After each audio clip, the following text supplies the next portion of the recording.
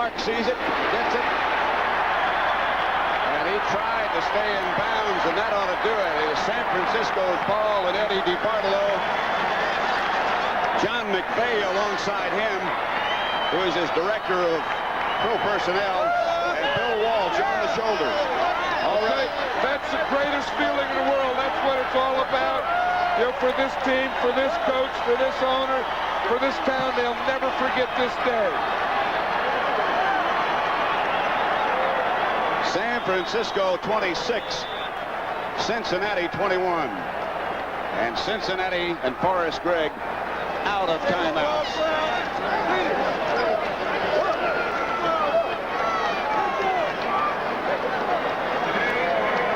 Look at those people. They know that, you know, it's money. Of course, it's money. It's a victory. It's a Super Bowl. It's a ring. But it's being the world champions, and they know they have it.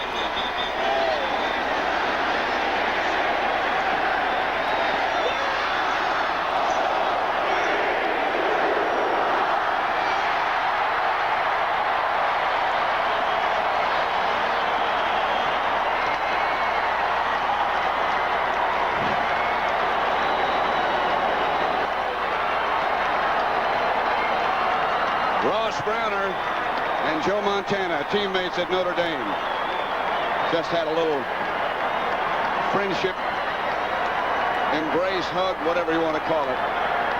Now Joe Montana is saying he took the football. He doesn't have to control his excitement anymore. Forrest Gregg, and what a gallant second half, and first half for that matter, the Bengals played. What a comeback.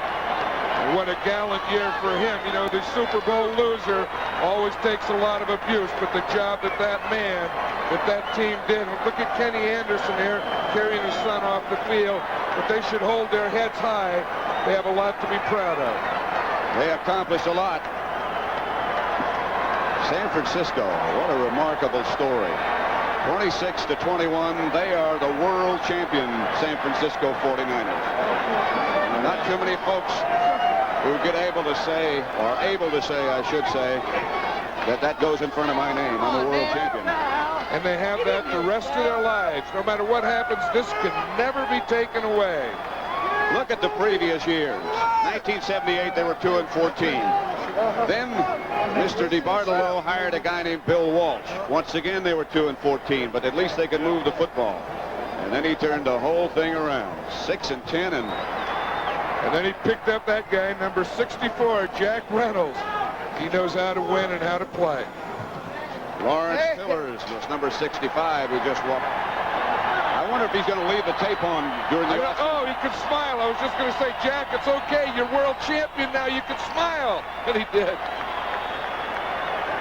There'll be some change of scenery in there in just a minute when they arrive through the tunnel and off the field as the 49ers, representing the National Football Conference, capture this Super Bowl. Clark and Stuckey. Excuse me, John, go ahead. The Clemson teammates there. There's O.J. Simpson, who, of course, played with the 49ers when he was half lame, but is a 49er at heart. And there's Randy Cross, number 51. You know, those offensive linemen, they don't get a lot of credit, but they sure get happy when they win a game. Eddie DiBartolo,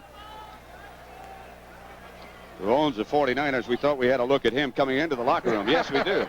Now, that's what you call a smile, isn't it? He's waited. And to the victors go the spoils. The Commissioner Pete Rozelle with the overjoyed owner of the San Francisco 49ers, Eddie DiBartolo, and the marvelous coach Bill Walsh. Commissioner? Well, Eddie, of course, the 49ers were founded in 1946 by the Morabito family. They were bridesmaids that came close in two conferences, the All-American Conference, and then, as of 1950, the National Football League. But then about 5 years ago, you got control of the 49ers, and you hired this wonderful new coach, Bill Walsh. And right now, we've had the greatest reversal of form in the history of the Super Bowl. From 6-10 to Super Bowl champions, and you've earned it, Eddie.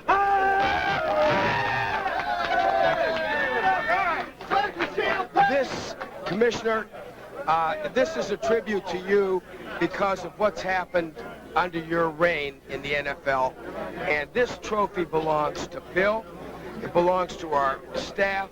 It belongs to our players because they've earned it through the type of league and the type of unity that we've all had. And I thank you, and I thank Bill, and I thank everybody that's connected with the 49ers and CBS. Eddie, thank you so much. And Commissioner, thank you. And Coach Walsh, we have a phone call over here for you. Let me hand you this. This might be that traditional greeting, Bill. Mr. Walsh. Yes. White House President United States. Go ahead, gentlemen. I can't hear. Hello? Hello? Hello, Coach Walsh. Yes. This is Ronald Reagan. Well, I thought it might be. I just wanted to tell you, a couple of homeless Californians have been sitting here watching. You certainly and I want to congratulate you and congratulate the entire team. And you might tell Joe Montana and the fellas, I think maybe they really did win one for the Gipper. Well, I think Joe was thinking of the Gipper when he won that one, I'll tell you. And thank you very much. I enjoyed shaking your hand the other night, and I was hoping I'd be receiving a call from you in about 2 weeks, and thank you very, very much. I was hoping that you would, sir. I'll tell Joe all about the Gipper. Okay. Thank you very, very much. All right, Bill. Listen, get some of the stars up here. I want Hacksaw up here and Danny Buns up here, too.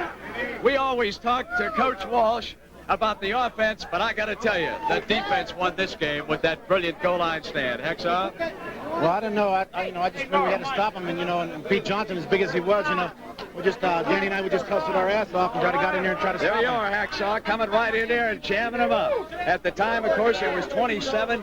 Were you looking for Johnson all the way? Yeah, I thought Pete would carry the ball. All those short situations, Pete always does carry the ball, and he's really hard to stop. So we knew he was going to get the ball. All right, Charlie Young's hogging a little camera time here. Danny, Somebody got to do it. Charlie, this is the Bill Walsh in the second half. Well, they were throwing every conceivable blitz at us, and we just didn't want to get stopped with those blitzes. We went to our running game and our trapping game, and that made the difference. All right.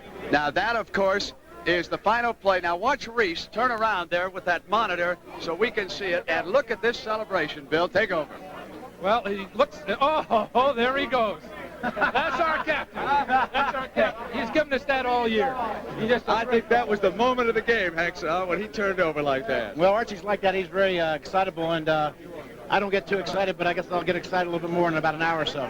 Freddie Solomon now has joined us up on the stand. And, Freddie, you said yesterday, I'm going. The Super Bowl, you got to play even though you were injured. Well, definitely. This was for the World's Championship, and there was no way I was going to miss it, and I wanted to give 110%, and I did, and we came out of it the World's Champions.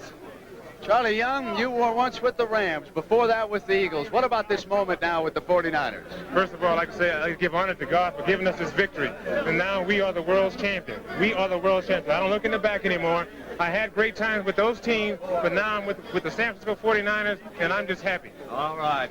We are going to be back now with some of the offensive stars of this game as our Super Bowl coverage on CBS continues in just a moment.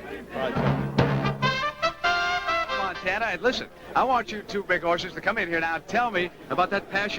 You were so open, anybody could have scored on that play. Well, that was just a fake up the middle to the fullback. It was a called play, and it's just for the wide receivers on the left to clear out so I can come underneath the zone coverage. And now hold it here, Dwight Clark. Listen, I've got you on this end around right over here on my other side. What happened on this sequence? Well, we lost our guard because they kind of read the play, and so I had to try to put a move on the guy, and I just don't have that many moves. You did well enough, though, I'll tell you that. Let me go back now to the game plan of the 49ers.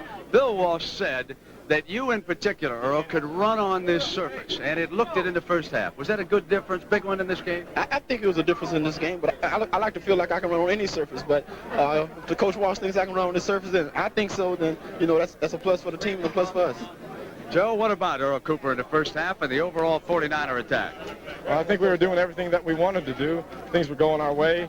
We jumped up to a good lead, which let them have to play the type of ball we wanted to. And fortunately, we got ahead far enough and that...